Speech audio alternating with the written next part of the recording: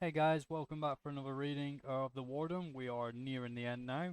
No, Kitty, you cannot join in on this. No, go away. So, we're on the next chapter, and like I said, we are nearing the end now. This one is called Run, Alice, Run, and it is chapter 13. I'll dive straight back into it, like usual, and then some notes as well in between and towards the end. So, Run, Alice, Run, and we are in Alice's perspective. Hey, hey, Alice, we should probably ask them to release us now. I awake to Benny's hushed voice and his gentle nudge on my shoulder. Never have I slept so soundly before, and in such strange circumstances. Throwing back the covers, I sit up, rubbing sleep from my eyes. Is it time to leave already? I ask with a yawn. Benny shows me his watch. It's 9 o'clock, and within the hour an alarm will sound throughout the building. Every day at 10 o'clock it sounds, and it also signals the changing of days. The bagheads will be asleep outside, or at least I hope so. We are the only two survivors to make it to this safe zone, which means the probability of us being the last survivors is high. Benny stops speaking as he heads over to the plastic cell wall. He proceeds with gentle knocks to grab the guard's attention that are sat outside playing cards at a small table. Stretching my toes as I place them on the soft carpet, my body aches from all the panic and exhaustion of yesterday. Will I survive today? I need to find Becky and get her out of this madness. Alice, Alice. A voice buzzes in my ear as I stand watching Benny talk with the guards. The voice is none other than Sigid's. I remain silent and act natural as he continues to speak. Listen to me, Alice. You fucked up big time by releasing the people Butch was going to kill. And because you killed Butch, the bagheads have a new leader. So congratulations on that, because now they are more deadly than ever. Outside of the safe room, there are two bagheads standing guard. Duck and run immediately. As soon as that hatch opens, ditch Benny Steele. Trust me on this, Alice. You cannot afford any more screw-ups. And one more thing before I go. Head to the canteen and find Sean. Sean is your only ticket out of here. With a crackle, Siggy's voice disappears. He has given me a lot of information, but he rushed, like someone was perhaps watching him. Well, I guess Benny was right about the bagheads waiting for us outside, but what did Siggy mean by ditch him? And who is this Sean? I recalled the way to the canteen, but I also recalled that there is a spirit there that once called me by name, the one I angered. Surely Siggy doesn't want me to go into that room. Alice, they're going to release us early, says a delighted Benny, as he beams a smile at me. Perhaps he would not be all smiles if he knew that killers are awake and waiting outside.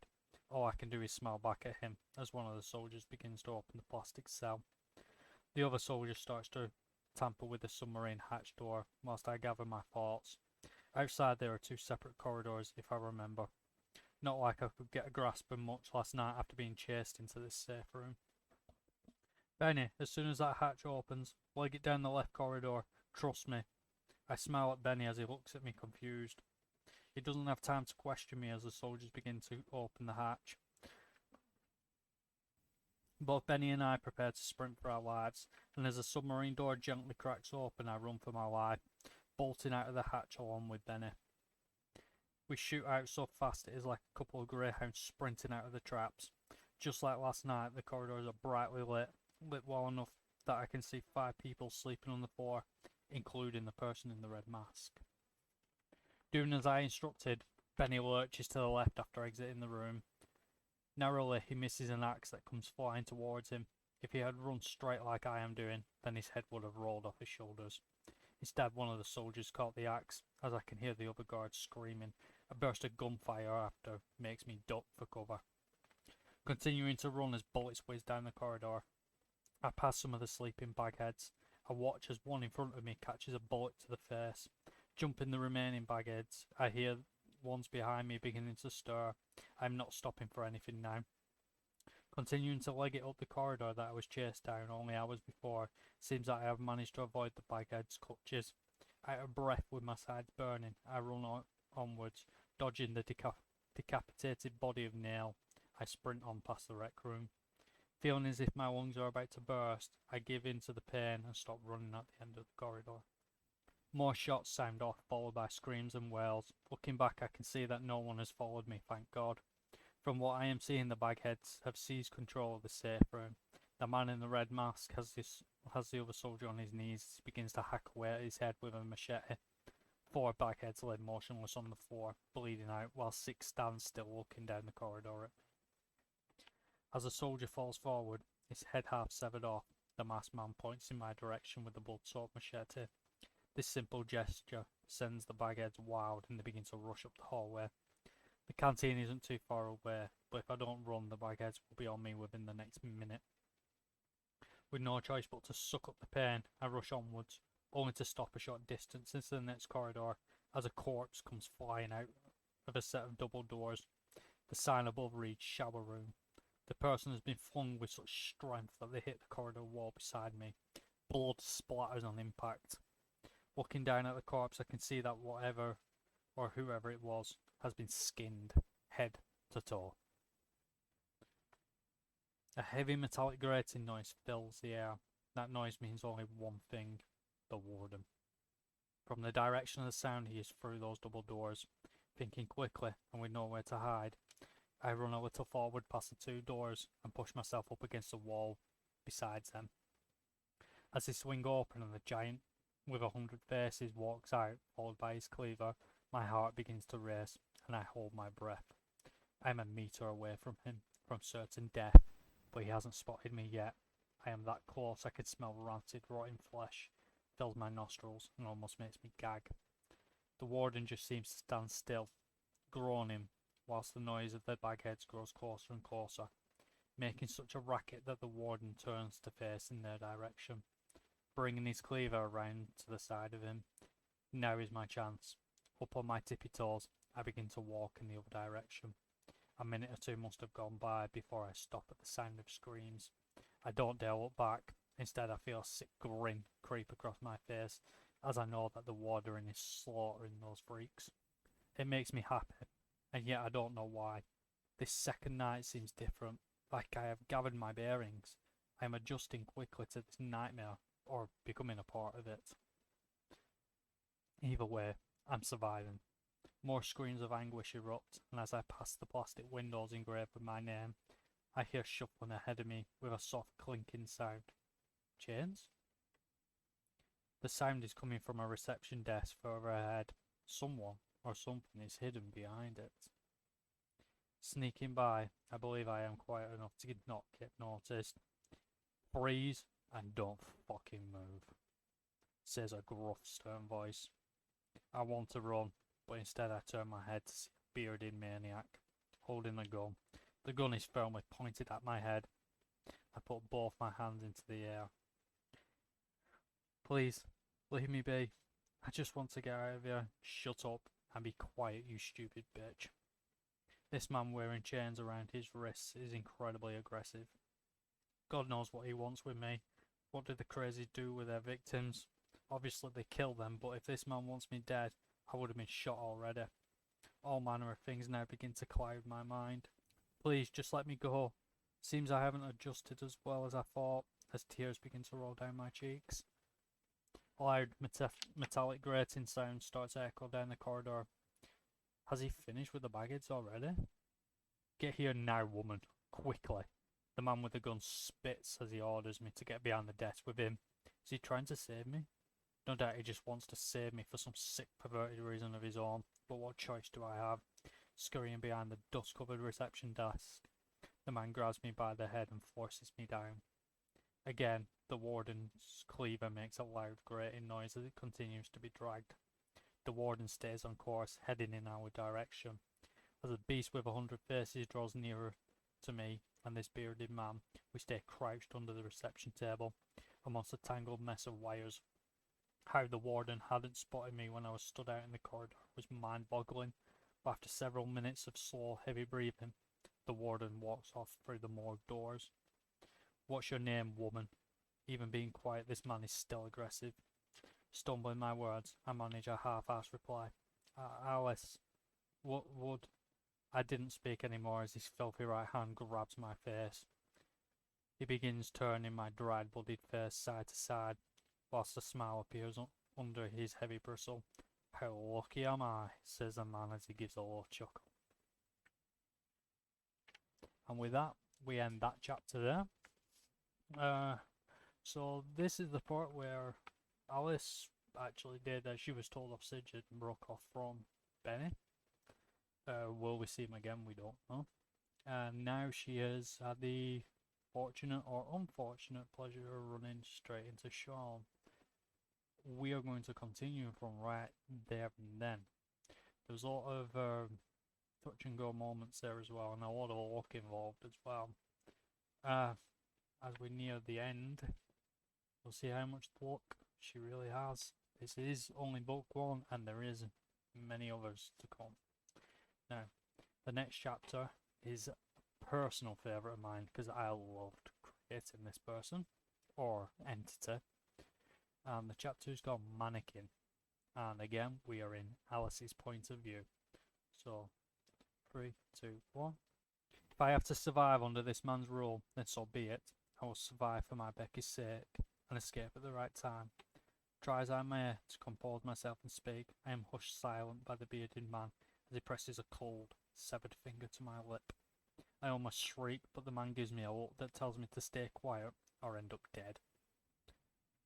It is a good thing that I decide to stay quiet, as footsteps begun to run past. Must have been the remaining bagheads. With the crazies running around following the path of the Warden, it makes no sense as to why this man is hiding. Is he not one of them? Find her now, you useless bastard. Bring her to me alive, unharmed if you idiots can manage that. A voice speaks from the front of the counter. The same voice as the man in the red mask. I have heard this voice from somewhere else. Someone from my life back home. Somehow I know the man behind that mask, but who is it? It's hurting my brain trying to place the voice with a face. With a heavy thwack, a body lands on the reception desk. Looking up, I see a guy with sticky tape over his mouth as he looks at both me and my captor. It's Benny. The bagheads have captured him. With his face busted open, he looks at us both for help, but the bearded man just aims a barrel of his gun at Benny's head. Benny doesn't make the slightest of signs or motions. He doesn't even attempt a muffled cry for help. He understands that if he does, we will be found. Although we have a gun, well, my captor has a gun. Closing his eyes, Benny sighs as he is lifted off the counter. Take this one to the gallows. We shall have ourselves some fun, unless Rose is hogging it all. And find me the damn tapes, and that woman. After the loud outburst, more boots are heard as they run off towards the morgue. I find it hard to stomach that Benny is captured. It's all my fault too, and now he's heading to the gallows, the place where the last set of digits are carved for the exit door. 5 or so minutes pass by before the bearded man lowers a gun, and his voice, as he speaks to me, "You're going to do me a favour if you wish to continue living. Nod your pretty little head if you understand me." I nod, and now I know what he is going to. "I need you to go into the canteen and get me some keys. Not just any keys, and they won't just be any random place either. They should be out in the open, and may perhaps have a sign or envelope next to them. The keys are to these shackles. Nod yes, and I shall send you on your merry little way. Nod no, and let's just say that there will be another hole in that sexy face of yours. For now at least he doesn't want to rape me, which is the only thought running through my mind, but he wants me to go in. Oh, God. I had severely pissed off that spirit. Nodding yes, as the other alternative is death, I mumble a few words. This time he doesn't interrupt. Now that I am willing to comply with his demands, he is willing to hear me out. You want me to get keys from inside that room. There is something evil inside of there, and you know it, don't you? Oh, you know the mannequin is inside there then. Have you been inside already? Mannequin? No, I just heard something call my name from within. And since I didn't have to go in there, I told whatever it was to fuck off, more or less. The bearded man almost laughs before he comments. Wow, you pissed off mannequin. Are you that much of a dumbass? Well, I wish you luck. Now get a fucking move on. I sure as fuck am not going in there. He aims a gun at me and points the severed finger on the trigger. There is no reasoning with this animal. He's determined to get me in that room as he pulls me to my feet. With my arm tightly gripped, I am flung around like a doll and dragged along the empty corridor. I really don't want to pay this mannequin a visit, but I find myself being tossed over the salt line and crash down onto the floor. using my hands to soften the landing. If you don't return with the keys, you will find a bullet waiting for you, or maybe some of this. The man smiles as he gyrates his crotch. No way back now. Getting to my feet and off the cold tile floor, I begin to search my surroundings. There is very little light in the room, but there is enough to see my way through the high, self-made maze. Did someone make this maze, or did the mannequin spirit do it? Alice. Alice. An anonymous voice repeats my name as I make my way around the table maze. Coming to a cross section, I pause as a thin black shadow appears by glowing Christmas lights. The Christmas lights are like thin glowing snakes coiled around the tables and chairs and the walls. Gulping as the shadow vanishes along with the different coloured lights, I figure that I am not going down that part of the maze. Where are you going, Alice?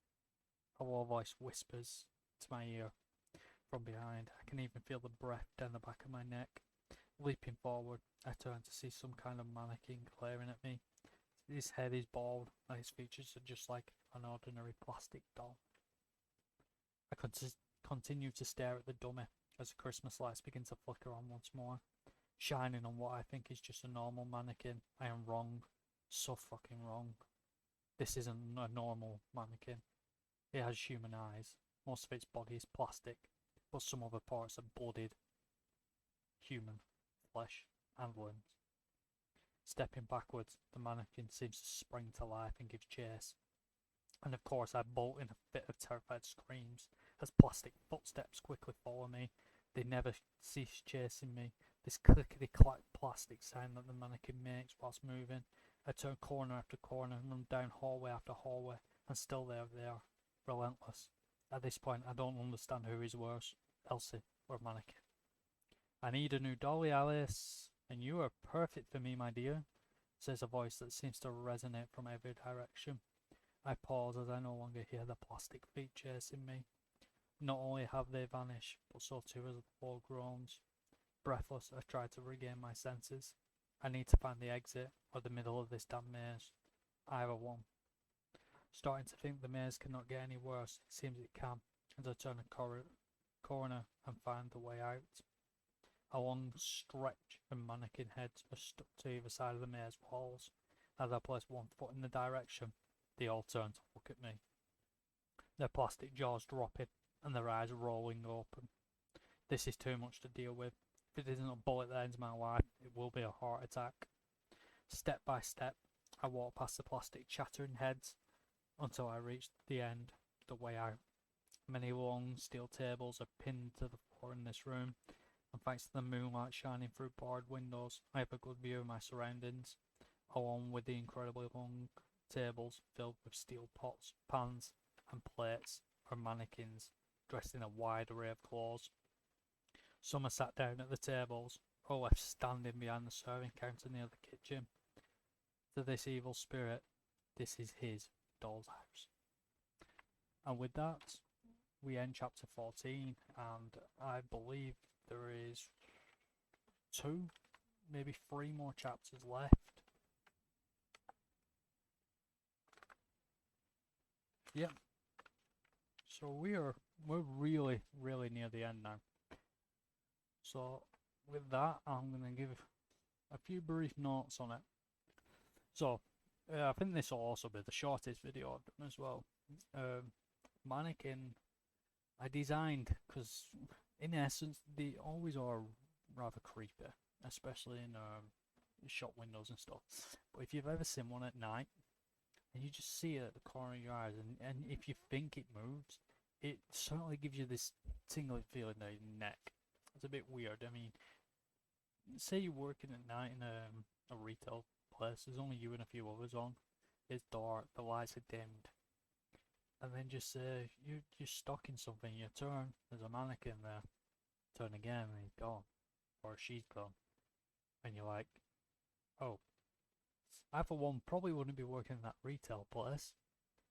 Yeah, but either way, mannequins based off a doll, but for the most part I had a fascination with the human centipede, and so that's transferred to mannequin, who I've given him the obsession with, but his is more plastic orientated and he likes to collect stuff. But this stems from something much more. I can't really say for now because it spoils most of the story. But he has an obsession with Alice and an obsession with collecting and an obsession with creating these dollies and making himself look hideous. Mannequin has dozens of arms, dozens of legs, dozens of torsos. He's as bad as the Warden in a sense, but he's not as brutal. If that makes other sense. Like, Mannequin can be controlled. He can be controlled and stay within salt lines, whereas the Warden, he just roams wherever he damn pleases and slaughters whatever he wants. Right, I'm gonna end that there, and thank you all for tuning in. Yeah, and until next time. For those that are interested in my writing tips, I am sorry I've put it on hold for now because I've just got so much on that I cannot get around to it at the moment. I will be getting onto it soon, and I do have some news as well regarding it because I am going to be turning that writing tips, the whole thing, into an actual book. I'm going to be making something that I was working on a long time ago, and I am going to fit it into the new writing tips. So hopefully you'll all enjoy that as we all together create a book. Thank you once again, and take care. Bye.